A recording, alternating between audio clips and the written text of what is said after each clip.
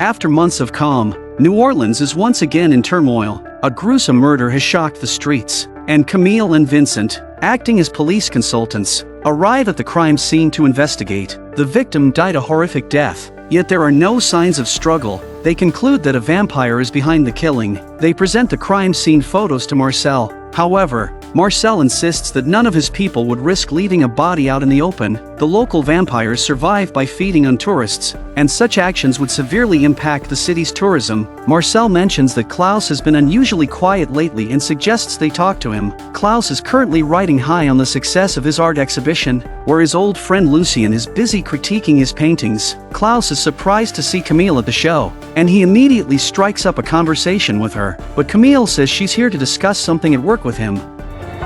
Who's the dirtbag eyeing me like a marac of lamb, old friend? Old acquaintance, nothing more. Reluctantly, she brings up the murder on the street, but Klaus claims he knows nothing about it. Meanwhile, Elijah is out on a picnic with Hope, carefully preparing a lavish spread for his evening reunion with Hayley. Their peace is shattered when a group of armed men with rifles arrives. The men tell Elijah that the area has been contracted by a real estate developer, and that they've been ordered to clear the area of werewolves, and that Hope will be executed as well. This enrages Elijah, who quickly dispatches 3 of the hunters. The leader informs him that several other teams are scattered across the area. Elijah decides to temporarily end the picnic to clear the way for Hayley. Elsewhere, Davina is in the middle of a witches' gathering, but one of the witches blatantly ignores her orders and turns to leave. Davina warns her, but the witch escalates the situation by openly challenging her authority. As the witch chants a spell, Davina's fingers grotesquely bend and snap, and flames erupt around her, nearly engulfing her in fire. Furious but powerless, Davina can only chant a protection spell to safeguard herself. Night falls quickly, and Elijah moves swiftly through the forest, disarming numerous traps and taking out several hunters along the way. He is in the middle of interrogating one of the hunters, trying to extract more information. Suddenly, a completely naked female werewolf charges forward, viciously beating the hunter. At first, Elijah thinks she is Hayley, but when the girl turns around, he realizes he's mistaken. The girl warns Elijah that the werewolves have suffered heavy losses and that Hayley is in grave danger. Meanwhile, Hayley, also completely naked, is trapped within a witch's spell circle. Davina approaches and hands her a robe. Hayley is furious that Davina is interrupting her one chance a month to be with her daughter. Davina quickly states her intentions. She cannot tolerate any challenges to her authority, nor can she afford to openly ally with vampires or werewolves. As a result, she seeks to use Hayley to eliminate the dissenting faction within the Witches' Coven. In return, she takes a lock of Hayley's hair to temporarily lift the curse on Hayley in her pack. As long as the candle in Davina's hand remains lit, Hayley can maintain her human form. They strike a deal. Lucien also reveals the true reason for his visit to New Orleans. He claimed that Cole and Finn's deaths made all vampires realize that the lives of the originals are linked to the survival of their entire sire line. 2 rival vampire lineages have discovered the most effective way to destroy each other. That is to kill the original vampire of the opposing line. Lucien insists that he has come to protect Klaus, but Klaus dismisses the need for protection, stating that all the white oak stakes have been destroyed. Lucien then introduces him to a prophetic witch named Alexis. Alexis exposes her long, slender neck, inviting Klaus to drink her blood, which will allow her to link their minds and show him the prophecy directly. Klaus is bombarded with a series of puzzling images: a dining table in disarray, a blood-stained painting. You'll all be lost. As your family is undone, you will cede the beast that is to come. A distraught Camille returns home, only to find an uninvited Klaus waiting for her. Camille angrily reprimands Klaus for his rude habit of entering through the window rather than the front door. Klaus says he's brought her a gift, a painting he created himself. Just as Camille is about to apologize for her harsh words, she realizes that Klaus has already left. The man picked up a razor and, with swift precision, slashed his own mouth open. Meanwhile, more bodies with similar gruesome wounds began to appear frequently on the city streets. Each victim had been drained of blood and artistically arranged on street corners. However, Detective Kinney started to suspect that a female police consultant was involved in the crimes. His reasoning stemmed from the fact that Camille's brother had once committed a horrifying murder. Kinney intercepted Camille on her way home from work. They headed to a bar, where Kinney directly accused Camille of having a suspicious family history. He pointed out that every time a major incident occurred in the city, Camille's family always seemed to be entangled in it. Kinney warned that he would uncover her secrets. Little did he know, Camille had already set her sights on the real suspect, Lucien. Camille knew that human police were no match for Lucien, a millennia-old vampire. So she sought out Klaus, showing him the photos from the recent murders and asking him to put a stop to the killing spree. You're the smartest, and the strongest, and the scariest. So make him stop.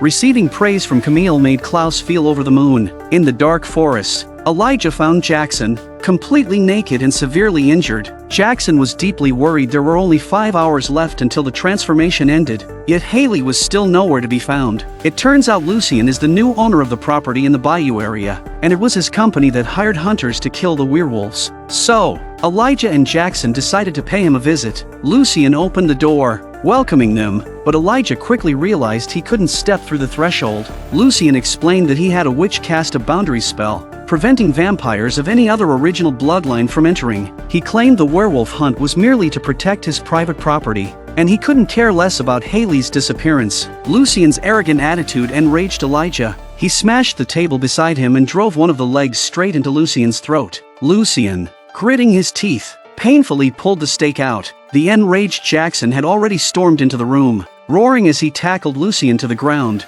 sinking his teeth into Lucien's arm without mercy. Lucien promised he would have the werewolf bodies inspected. Jackson, with a haughty attitude, walked away, knowing he had little time left in his human form. Meanwhile, Hayley, trying to fulfill her deal with Davina, secretly approached a witch. However, the ancestors of the witches refused to ally with a werewolf. Blood began to stream from Davina's eyes, and the candle flickered, nearly extinguishing. The werewolf couple was soon tormented by the curse of transformation. To protect Hope, Klaus had no choice but to chain Jackson up with iron. Desperate, Davina pleaded, saying Hayley could be used against Klaus. Only then did the witch ancestors change their minds. The candle rekindled, and the werewolf couple returned to normal. Without hesitation, Hayley bit into the witch's neck, killing her instantly. As she was about to leave, several witches emerged, chanting spells. Hayley fell to her knees in pain, but she pushed through, unleashing a deadly fury, cutting down every witch in her path until the ground was littered with bodies. At dawn, dozens of witch corpses were discovered. Davina seized the moment to rally support. The witches held a funeral for the fallen, but one of the victims' relatives, Van, accused Davina, claiming she had a vendetta with his mother and was responsible for the massacre. He vowed to expose Davina and erase her from the witch community. Klaus also called Lucien to ask about the street murders. He ordered Lucien to stop the killing, and he said he would have given him some of his own blood to heal the wounds on his arm from the werewolf bite. But Lucien claimed the werewolf hadn't even bitten him. Stumbling into a secret chamber, Lucien retrieved a vial from a safe and injected the liquid into his wounded arm, which miraculously healed the werewolf bite. This meant Klaus's blood was no longer the only cure for a werewolf bite. Klaus and Hayley got into a fierce fight over their child's education. Hayley accused Klaus of harming her wolf pack and taking away her right to care for their daughter. Klaus, however, shot back, saying that Hayley was willing to abandon this family for her pack, placing them above their daughter. They fought from downstairs to upstairs. Elijah and the others watched from the sidelines, utterly helpless. Through tears, Hayley spoke about how much they, as parents, had failed their daughter. Klaus, for once, didn't fight back, allowing Hayley to vent her anger. Little Hope wobbled out, her innocent eyes wide as she watched her parents argue. This sight melted the hearts of everyone present. Hayley, tears streaming, scooped up her daughter, confessing her guilt over nearly missing out on her daughter's childhood. Klaus, too, finally bowed his head in shame, but the peace lasted less than a second before they were at it again, arguing over who Hope should live with. Hayley declared that she would never live under the same roof as Klaus. Klaus countered that he would never allow his daughter to live among werewolves. Elijah quickly suggested a compromise. He would arrange for them to rent a house nearby, where Hayley and Jackson could stay. Hayley didn't hesitate to declare that she would never invite Klaus inside, watching his family members walk away from him. One by one, Klaus's pride was deeply wounded. Meanwhile, Hayley and Jackson happily set up their new home with Hope. In their joy, they embraced and kissed passionately. Across the street, Klaus watched the scene like a disturbed voyeur, glaring angrily, but all he could do was crush a wine glass in his hand. The Michelson family is about to face a new challenge. as a vague and terrifying prophecy foretells the downfall of the family within a year. Elijah hoped his sister could verify whether the curse was real. Freya set up the spell circle and began chanting, her powerful magic causing blood to seep from her ears as she gradually saw the fragmented visions. The Originals brothers and Rebecca had already been targeted by their enemies. If the prophecy came true, they would all die. You will all fall. One by friend, one by foe, and one by family.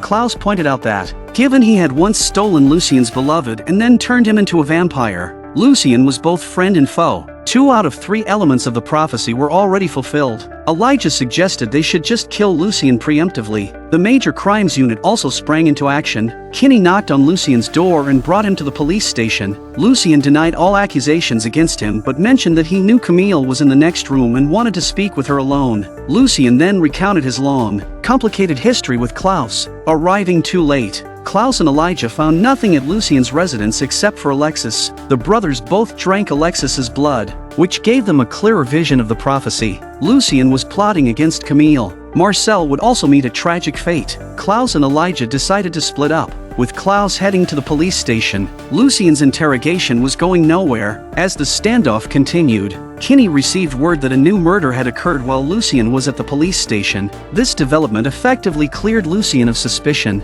A 1,000-year-old vampire named Aya walked into Marcel's home, claiming she could offer him help. Marcel wasn't interested in Aya's proposal and ordered his men to escort her out, but Aya proved to be ruthless, swiftly taking down one of his vampires. She pulled a business card from her bodice, declaring she wouldn't leave until she had helped him. In a flash, Aya had defeated all the vampires present. Marcel's resilience and courage in the face of a powerful enemy earned Aya's admiration. When they fought again, Aya grabbed Marcel by the throat and cut him in the corner of the mouth. Marcel fell to the ground, his consciousness fading as he passed out. Elijah arrived only to find Josh lying on the floor. A black business card caught his attention. Elijah quickly recognized that this vampire named Aya belonged to his bloodline. He dipped the card in blood, and a line of text appeared on it. Marcel has been forcibly awakened. Aya doesn't seem to mean Marcel any harm, but instead hands him a blood bag and knows him well. Marcel Gerard. You were turned by an original, yet you made yourself in your own image.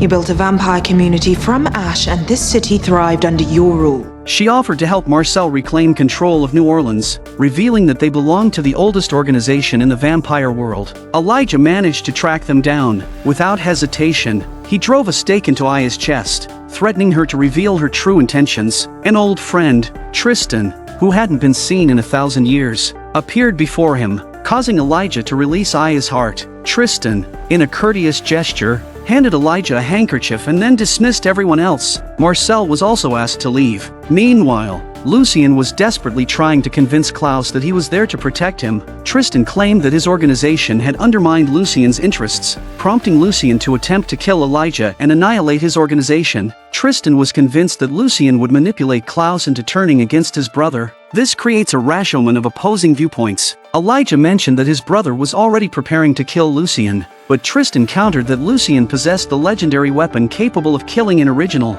If Lucien died, they would never find the weapon. At that moment, Klaus was tracking Lucien in a dark alley. Elijah quickly found him and tried to stop him, but Klaus, stubborn as ever, refused to listen. Brother, if you desire any kind of reconciliation with me, stay your hand.